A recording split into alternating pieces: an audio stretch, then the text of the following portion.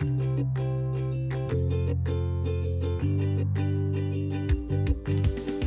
everyone, welcome to my kitchen. In today's dinner series, I'm going to show you how to make a wholesome dinner which is quick and yet delicious. I'm going to be making a palak mushroom, which is very similar to the palak paneer, but instead I'm going to be roasting the mushrooms and adding it into the palak makhani gravy. And I'm going to show you how to make a Pyaaz Ka Paratha, which is actually roasted onions, which is tossed in some ajwain, green chilies, coriander, and then stuffed into the dough, and also a wholesome salad which is made from kala chana. So without wasting any time, let's just dive right in and I'll show you how to make a delicious dinner for yourself. So now to begin making the palak mushroom, that's going to be our first recipe. I'm going to first chop the palak in my MasterChef jar using the chopper blade, and then cooking it in the pressure cooker along with spices, pureeing it, and then making the palak mushroom. So the first steps. So I'm going to tear the palak and add it into the MasterChef jar which has the chopping blade. So I'm just going to pulse half the portion at a time and then pulse the remaining portion and then add it to the pressure cooker.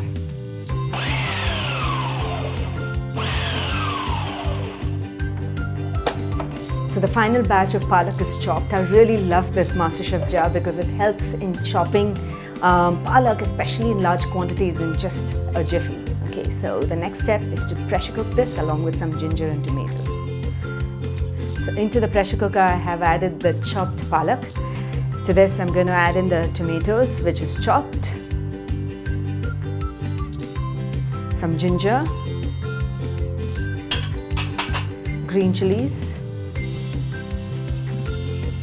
salt to taste, and just a little bit of water. Because the palak doesn't require too much water, we're going to pressure cook it. We want a nice thick makhani gravy, so if you add too much water then it will become too diluted. So I'm going to pressure cook it for just one whistle. So after a whistle I'm going to release the pressure immediately by running it under cold water so that the colors remain nice and green. Cover the pressure cooker and pressure cook it for about just one whistle. It took a whistle and I released the pressure immediately by running it under cold water so that the pressure releases. So I'm going to open the cooker to show you how green the spinach leaves are. Notice that the spinach is green and it's gone down in quantity, and the tomatoes and green chilies are also cooked. The next step is to puree this and then make the palak makhani gravy along with mushrooms.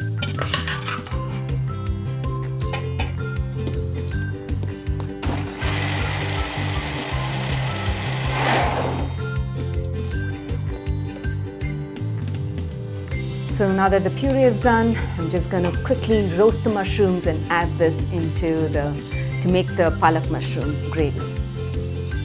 Now the first step is I'm going to add in some ghee into my preheated pan, and I'm going to add in the cinnamon sticks, the finely chopped garlic, and saute it for about a few seconds till you can smell the aromas coming through. At this stage I'm going to add in the remaining spices, which is the coriander powder, turmeric powder, garam masala, cumin. We'll give it a stir in the ghee just for a few seconds so the masalas will get lightly roasted and it'll feel like a gravy-ish consistency. Okay. And then I'm going to add in the quartered mushrooms. These are button mushrooms that I've quartered and soaked them in water and kept and a little bit of lemon so they don't discolor. And I'm going to saute them on high heat until the mushroom gets just about cooked. Okay. You will notice that as you're cooking the mushrooms, it'll begin to start releasing some water. Don't worry about it. Allow the water to release because it'll add to the gravy of the palak makhani with mushrooms. So I'm going to add in some salt and turn up the heat to high and then cook the mushrooms. So notice the mushrooms have wilted down and have reduced and shrunk in size, and there's also a little bit of liquid that has come into the bottom. This stage, just give it a taste and bite if you think that the mushroom is of the right consistency that you like, whether it's cooked. And I'm going to add in the spinach puree that we did earlier. Notice the bright green colors of the spinach. I just simply love it. It's just perfect. And cooking the spinach this way just for a single whistle in the pressure cooker really helps because it helps retain the green color. So now I'm going to add in the fresh cream into this, just a tablespoon, and give this a stir, and we'll give the palak mushroom a brisk boil and your palak mushroom will be ready. Check the salt to taste, and because we added salt to the mushrooms as well as the palak, so you might want to check and add a little more if required. Just a quick brisk boil for about a minute and then the palak mushroom would be ready. Okay. So now that we have our palak mushroom that's ready, I'm going to show you how to make the Pyaaz Ka Paratha and then the quick kala chana salad. So to begin making the onion parathas, I'm going to first make the dough for the paratha, and I'm going to be using my MasterChef jar for it. So into my MasterChef jar, I'm going to add the atta kneading blade and add in the wheat flour. I'm going to add in some salt and just a little bit of oil. And we're going to add little water at a time.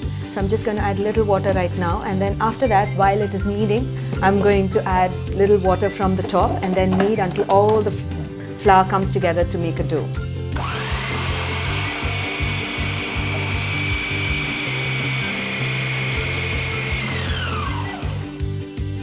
At this stage, when the atta has come together, I'm going to add just a little more oil from the top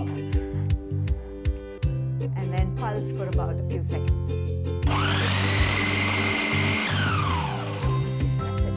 I'm going to take it out, knead it, and then show you how to make the stuffed paratha filling.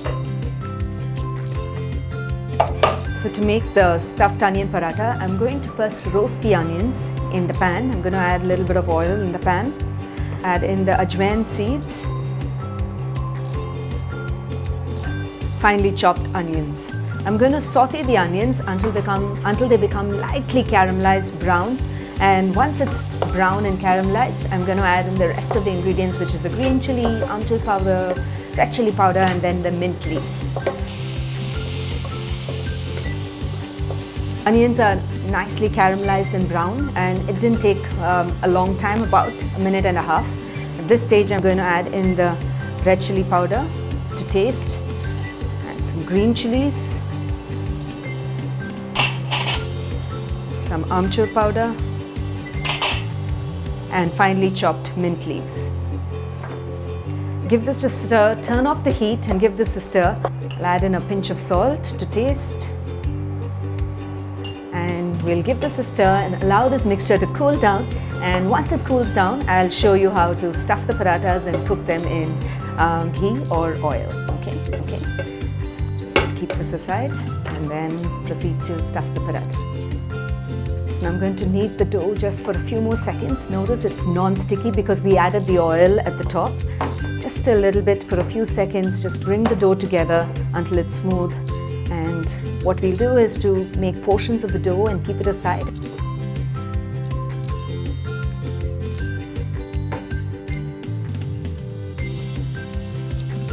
So I'm going to first dust my surface with some flour and dust my rolled portions of the dough as well in flour.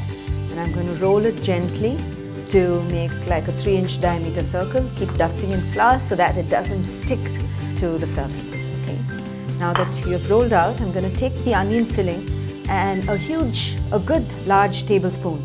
Okay, and I'm going to place it in the center and fill it as much as you can and as much as you're comfortable to sort of pull it together and then roll it. I really like a lot of stuffing into my paratha because that makes it really tasty. I'm going to bring the edges together, and there might be some excess dough on the top, so what you do is to collect the excess dough if there is any. So I could have filled more, essentially this is what it means. So I'm going to take out the excess dough and keep it to the side and use it for making the other parathas. So dust it again and press it down to remove any air pockets, and then now lightly roll it. Don't worry if some of the filling just comes out, and that's perfectly okay. That makes for a good paratha. Okay, so that's it. It's a small paratha and the circle is just perfectly fine, and notice that some of it is coming out, and so just so that it doesn't stick, you can sprinkle some flour and then keep this aside. So now I'm going to roll out the remaining, and then cook the parathas. So now into my preheated pan, I'm going to add in the stuffed Pyaaz Ka Paratha. So allow the paratha to cook on medium heat for about a minute until you see that the raw texture from both the sides have gone away. Then we'll smear it with some ghee and then cook until nice and crisp. Notice that the raw texture has gone away and you can see some white spots. At this stage, I'm going to smear in some ghee and then cook it until it's nice and crisp on both sides.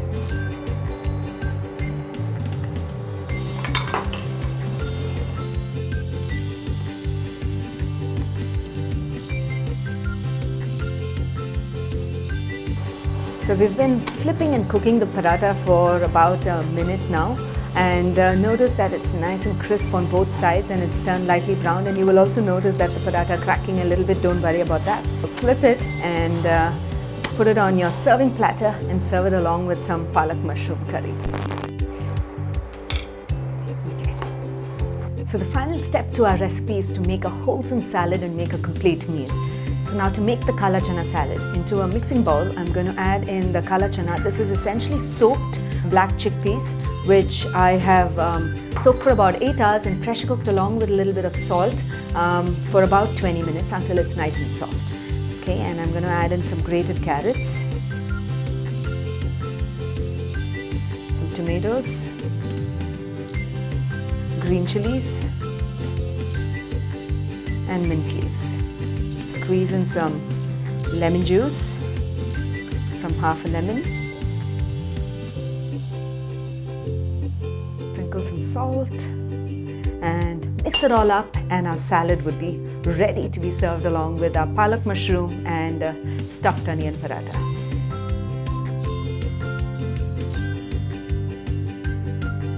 So now that's a wholesome plate that we have here with some onion paratha. It's packed with flavors and taste. That's khatta and with a little bit of amchur and that palak mushroom and a chana dal salad along with some dahi. What is the most important thing is when we are making such foods, it's important to bring in all the different colors into the plate, from green, orange, and bring in a lot of proteins and all the different food groups as well, from carbohydrates to proteins to a lot of vitamins and nutrients. And I think this plate does complete justice to that.